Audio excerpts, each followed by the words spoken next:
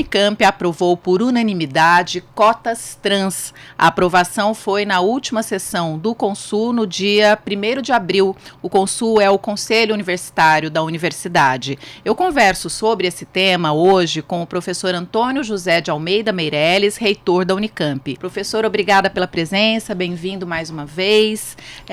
Vamos começar então falando sobre a aprovação das cotas trans, né? Está dando o que falar aí nas mídias sociais, enfim, muita gente sem entender por que a Unicamp adotou cotas para pessoas trans, né, para os transexuais, travestis.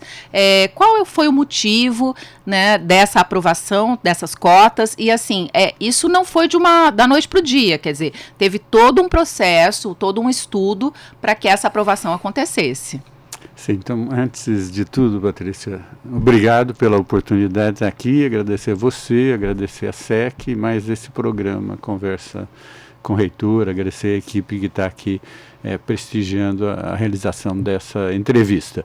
Eu queria, antes de falar especificamente sobre as cotas trans, falar um pouco sobre as políticas de ação afirmativa na Unicamp. A gente abraçou essa causa há um certo tempo, sempre fez isso com muito critério, com muita discussão e procurando combinar processos de inclusão na universidade com a garantia de qualidade das pessoas que estão também sendo incluídas nessa formação superior. O que tem por trás dessa iniciativa em geral é a ideia que o Estado, as instituições públicas, têm que garantir condições aproximadamente iguais para as pessoas com diferentes histórias. É um papel de uma sociedade civilizada prover oportunidades, principalmente para aqueles setores da nossa sociedade que são mais vulneráveis.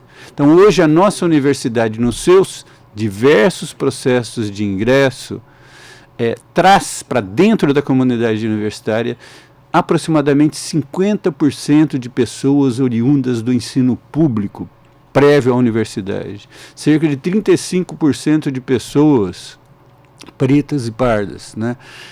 São setores que, no passado das universidades, estavam relativamente incluídos, eram profunda minoria. E hoje eles estão entrando na nossa universidade numa participação, no caso de pretos e pardos, parecida com a sua participação na população do estado de São Paulo, né? Temos o maior vestibular indígena do país, né? Temos mais de 400 estudantes indígenas na nossa universidade. E a gente teve, ao longo de todo esse tempo, sempre a preocupação de mirar aqueles setores mais vulneráveis.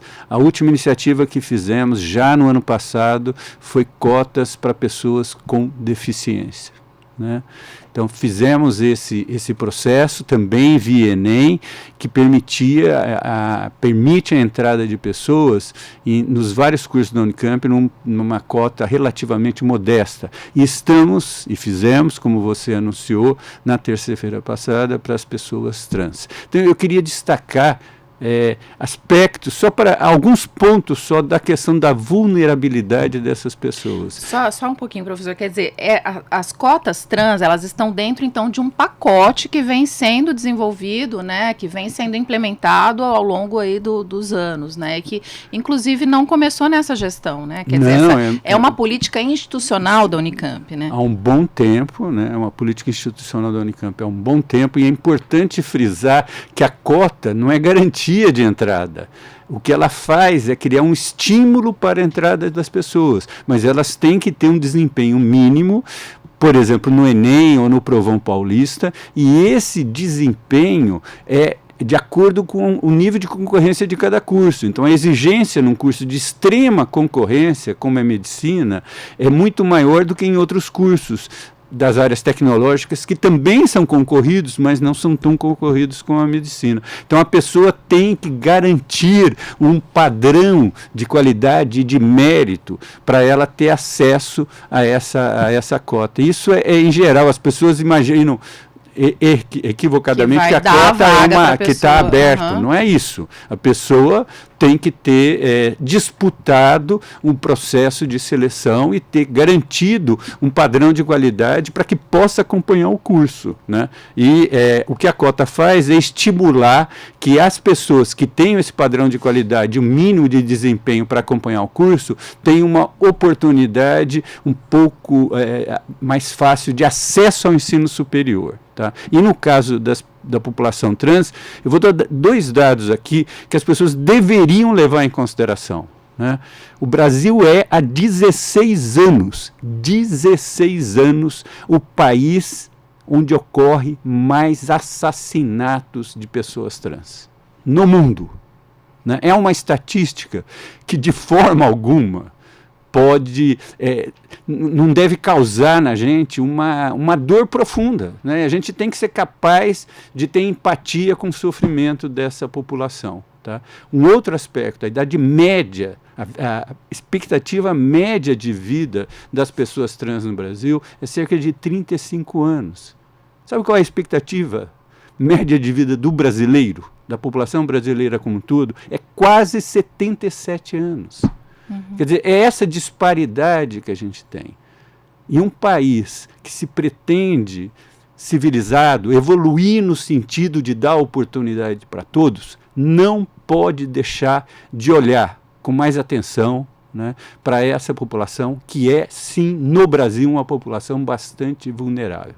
As pessoas precisam perder o estereótipo, né, e considerar o sofrimento dessa população. E empoderá-la é algo importante. Né, como é importante empoderar os pretos e pardos na sociedade brasileira, empoderar os indígenas. Isso é importante para o futuro do nosso país, para pensar um país que seja de todos, um país que gere oportunidade para todos, né, que garanta desenvolvimento econômico, mas não só para uma fatia da população, garanta um desenvolvimento econômico que seja inclusivo, que traga oportunidade para todos e que gere uma sociedade mais harmônica, que tenha menos conflito. Isso é extremamente positivo. E o acesso ao ensino superior é parte desse esforço. E a Unicamp tem isso com bastante convicção. E deixando claro, a gente é capaz de, nessa política de inclusão, associar qualidade, pessoas que se esforçam, mas que têm diferentes graus e, por diferentes razões, vulnerabilidade. É esse o nosso desafio. Queria dizer mais 2 coisas. A primeira é que a Unicamp não é só, há anos, a 2ª maior universidade do Brasil, de melhor qualidade, a 2ª maior e melhor universidade na América Latina e no Caribe, e, em particular, no ensino de graduação, está no 1º posto. Nesse item em particular, está no 1º posto. O que nós estamos fazendo aqui, no caso específico das cotas trans, fizemos isso no vestibular indígena, fizemos isso nas cotas para a escola pública, para pessoas pretas e pardas. Fizemos isso principalmente no ensino de graduação. Então, conseguimos, há décadas, combinar isso com a manutenção da qualidade. Porque o que a gente quer é que essas pessoas entrem aqui, tenham oportunidade e se formem com muita qualidade para poder mudar a sociedade aí fora, para poder interferir no nosso desenvolvimento com um olhar muito mais amplo. E foi mais esse passo que a nossa universidade deu. E o segundo ponto é uma questão de solidariedade, de empatia humana. Somos todos seres humanos, as pessoas têm que ter oportunidade na nossa sociedade. Não pode se colocar contra a oportunidade para aquelas pessoas que têm uma história de vulnerabilidade e sofrimento, mas que têm a vontade de construir um futuro diferente para si, para as pessoas que compartilham dessa dor, mas também participar dessa construção na sociedade como um todo. Né? Então, não tenho absolutamente nenhuma dúvida que a gente deu o passo certo, saberemos avaliar o efeito disso ao longo do tempo, aprimorar. As pessoas têm certeza, a Unicamp faz essas decisões, e são decisões bastante ousadas, mas ela não as faz sem ter como base dados, informações, sem avaliar, já na aprovação dessa política, o compromisso é que daqui 5 anos, por que 5 anos? Porque é a duração normal dos nossos cursos. Nós vamos avaliar o efeito dessa política e eventualmente ajustá-la. né? São decisões políticas tomadas com base em dados, em fatos, né? Elas não são expressão, além da expressão de uma generosidade da nossa instituição, não tem nenhuma perspectiva política, ideológica, tem a solidariedade com o ser humano e com os sofrimentos de parcelas da nossa população. O senhor falou em generosidade, quer dizer, nem é generosidade, um compromisso mesmo, né, com a sociedade, né, de tornar a universidade mais inclusiva, né, porque a gente vê que as pessoas, os comentários que a gente viu, quer dizer, mas ok, eu entendo cotas étnico-raciais, eu entendo cotas PCD, mas eu não entendo cotas para pessoas trans, porque elas, né, então assim, as pessoas têm muita dificuldade, isso revela um tremendo preconceito, né, quer dizer, é isso, a gente não consegue olhar para o outro como um ser humano, né, como um igual, né, a gente não consegue, isso revela, eu acho que toda essa repercussão que a gente está tendo com a aprovação das cotas, revela o quanto a nossa sociedade está afundada, né, nesse preconceito contra as pessoas trans, né. Então, eu vou só, vamos dizer assim, matizar um pouco a minha fala sobre a questão da generosidade, né. Os movimentos que defendem cotas, eles normalmente usam a palavra direito. Eu acho que está correto, né? Eu acho que uma sociedade civilizada, ela tem um compromisso, deveria ter um compromisso com gerar oportunidade para as pessoas, né? A forma como a pessoa agarra essa oportunidade pode variar de pessoa para pessoa, mas a sociedade deveria prover isso, né? Então, o que a gente está fazendo aqui, basicamente, é garantir que pessoas com diferentes graus de vulnerabilidade tenham oportunidade.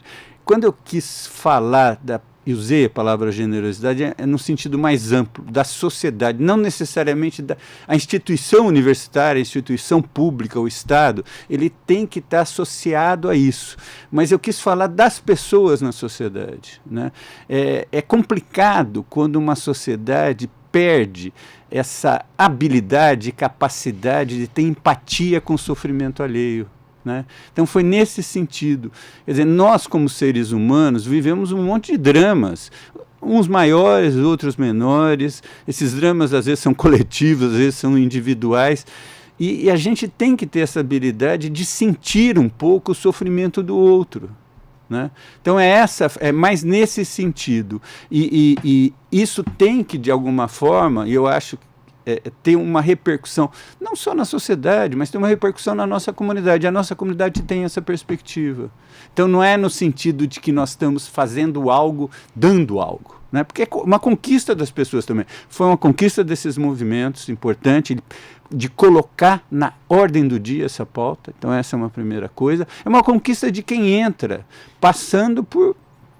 Se a gente olhar esses números, né, 16 anos de estar no topo da lista das pessoas em termos de assassinato, de ter uma expectativa de vida média de 35 anos, quer dizer, não dá para a gente desconsiderar que as pessoas que passam por toda essa dificuldade na vida delas não possam ter oportunidade de mudar isso. Mudar isso significa trazer à luz do dia essa questão. E a universidade também pode cumprir um papel nisso.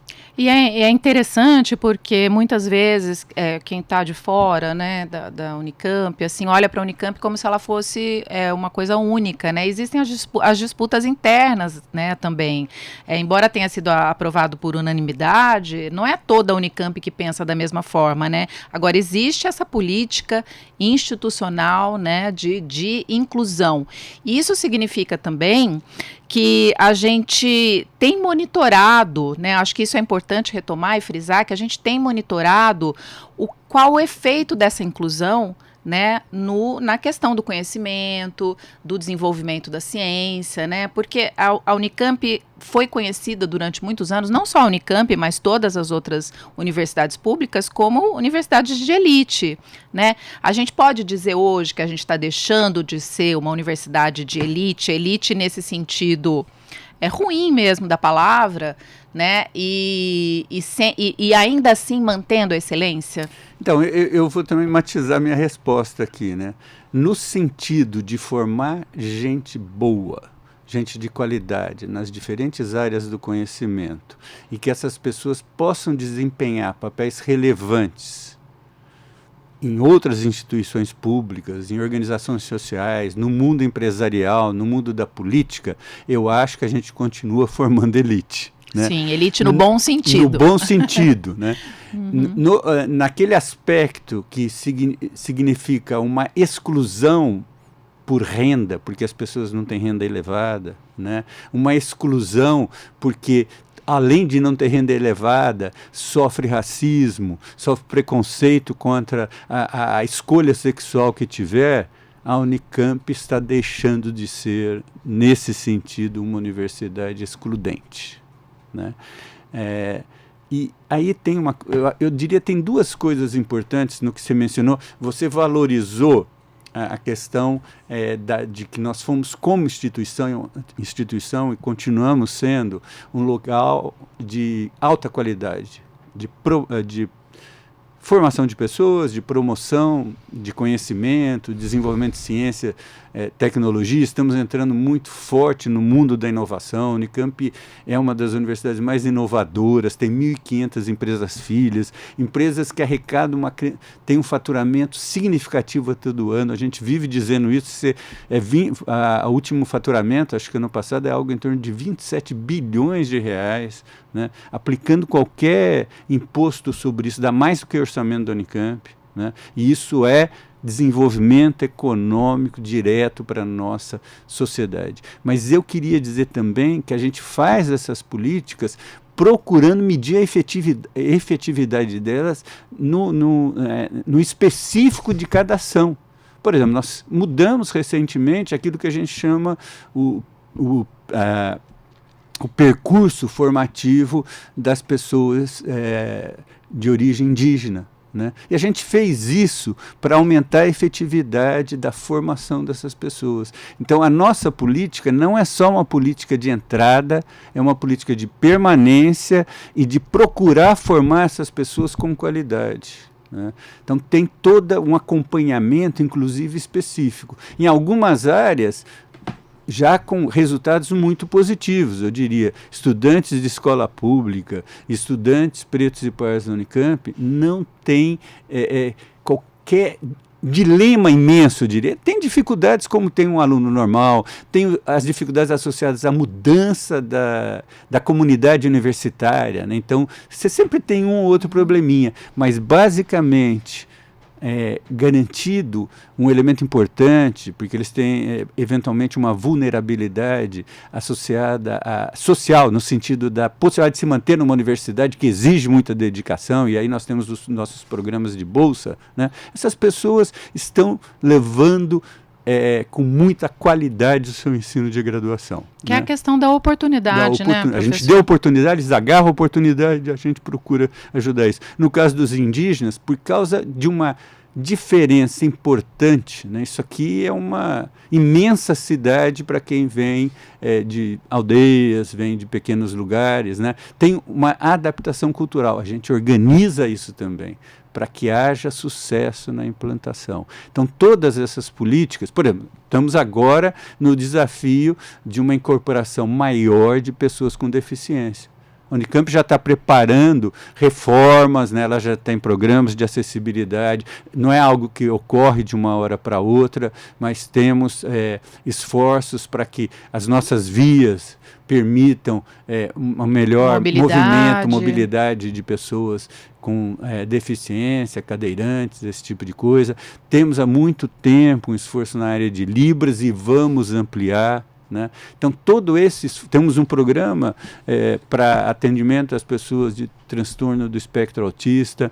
Então, ao mesmo tempo que nós estamos fazendo o esforço na área de inclusão, nós estamos com dificuldades, com uma lentidão, às vezes, incorporando iniciativas que permitam a essas pessoas viver o ambiente universitário de forma favorável e permita desenvolver todo o seu potencial. E vamos fazer isso também no caso das pessoas trans. E acho importante ressaltar o trabalho desses coletivos, né? Porque, assim, para quem não sabe, a Unicamp também é um celeiro, né?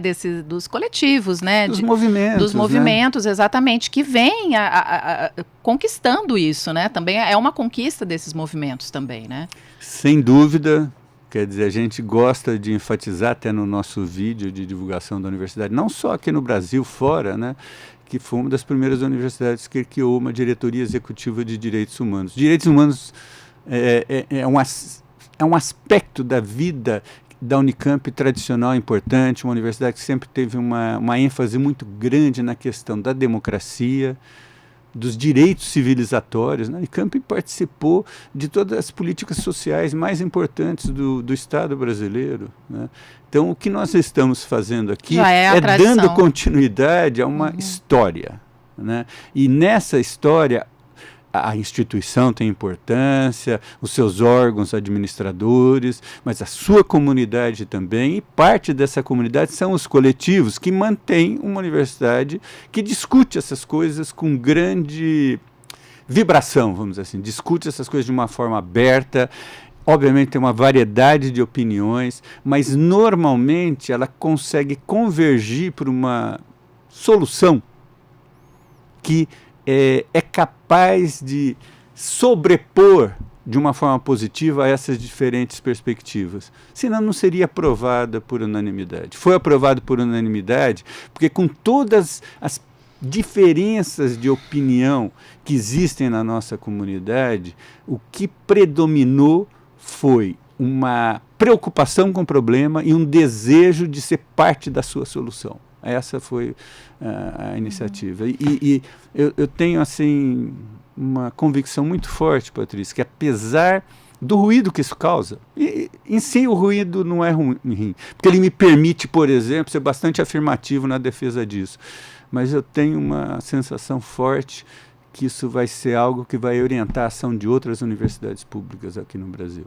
Nesse sentido, eu queria perguntar sobre como que o senhor vê isso, professor, as universidades, né, avançando no que se considera hoje uma pauta de costumes, né, que está sendo tão discutida, né, principalmente com a ascensão da extrema-direita, né, no mundo todo, né, agora com Trump mudando toda a geopolítica mundial ali em função dessas novas tarifas que ele está implementando, né? Então, assim, as universidades avançando, né? E você tendo também, por outro lado, o crescimento desse movimento na sociedade, né?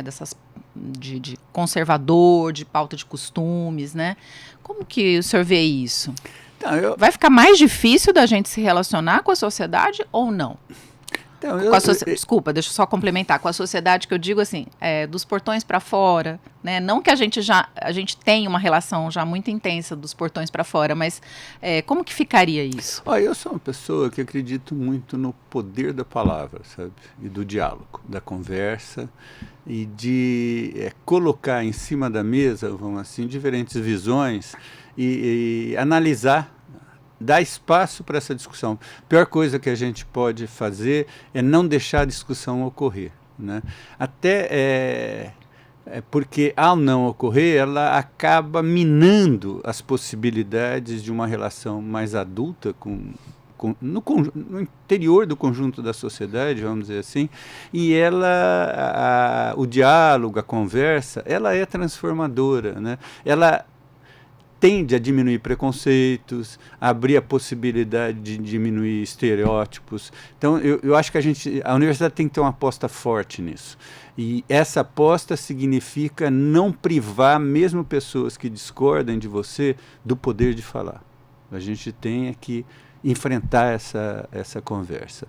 Dito isso, o que eu imagino? Quer dizer, a sociedade avança com altos e baixos, né? E, obviamente, mudanças tendem a gerar desconforto. É inevitável, porque eles tiram as pessoas daquilo que é uma visão a qual elas estão mais propensas, acostumadas, né?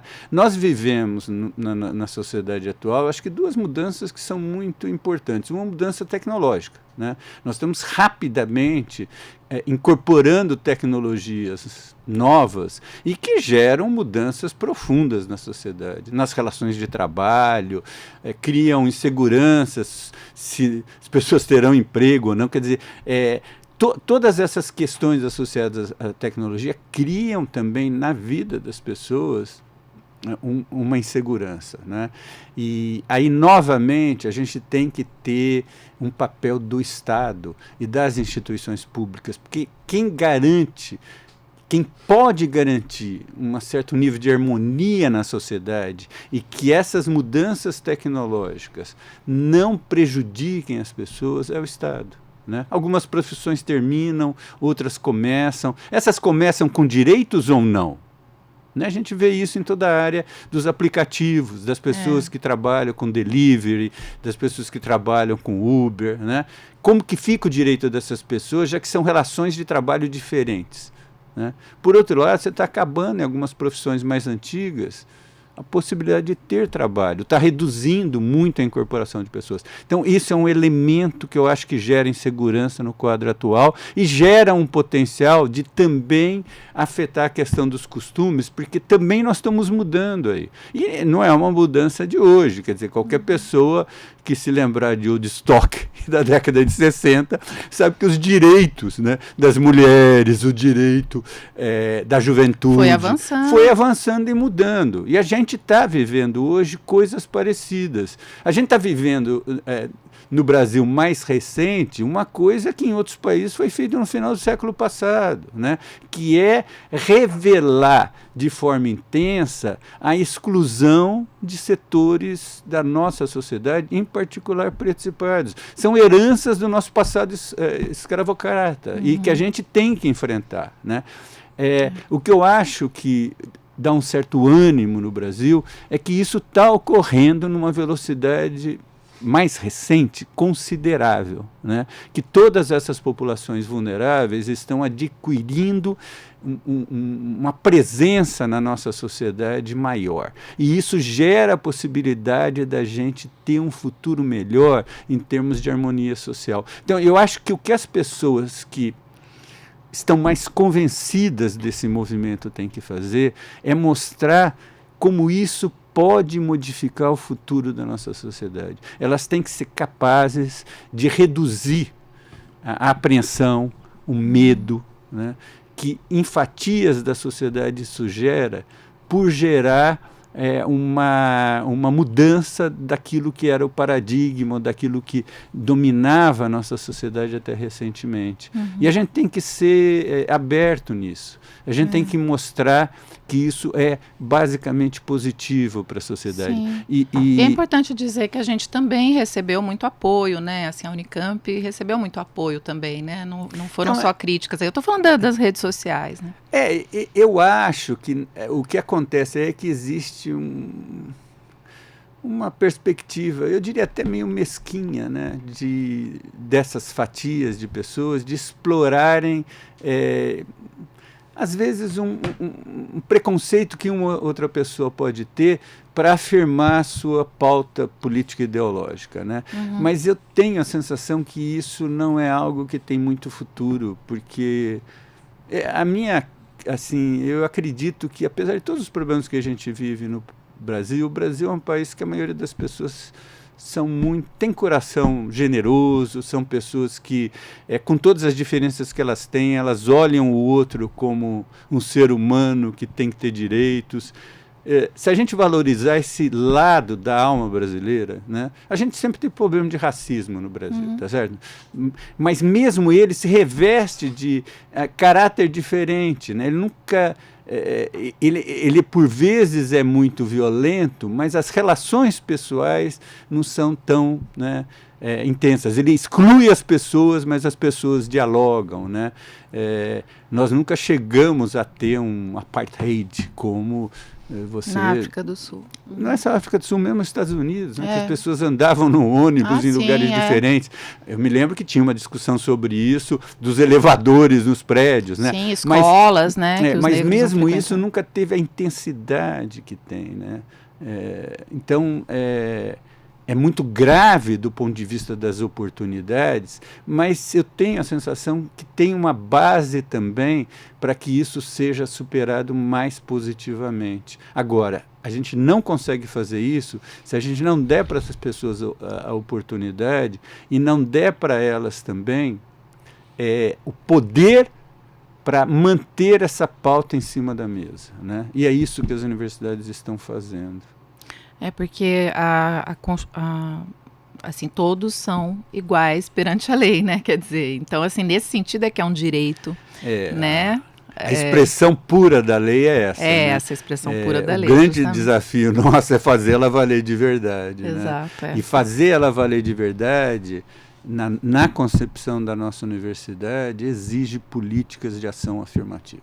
É esse o ponto. Né? Para a gente tornar isso uma parte permanente e constitutiva da universidade. Isso é uma etapa de transição. Em algum momento isso não terá mais necessidade, porque as pessoas não serão excluídas pela cor da pele, não serão excluídas porque tem uma escolha sexual A ou B, né? Não serão excluídas porque tem uma renda menor que outras fatias da população. Quando a gente atingir esse estágio de evolução civilizatória, com certeza essas questões terão uma importância. Estarão lá no passado, né? Estarão desaparecendo, né? A gente estará se enxergando mutuamente como seres humanos, que é isso que é o comum a todos nós. Né? Que é o real, né? Que é o real. Tá bom, então, professor, eu agradeço muito a sua participação aqui hoje, no programa de hoje, e a gente se vê aí no próximo programa ainda, né? Ainda tem um pouquinho de mandato pela frente, espero que a gente se encontre novamente aqui, Patrícia. Muito obrigado a SEC e a equipe toda aí. Obrigada. Tá, para você que nos acompanhou, também meu muito obrigada e até a próxima.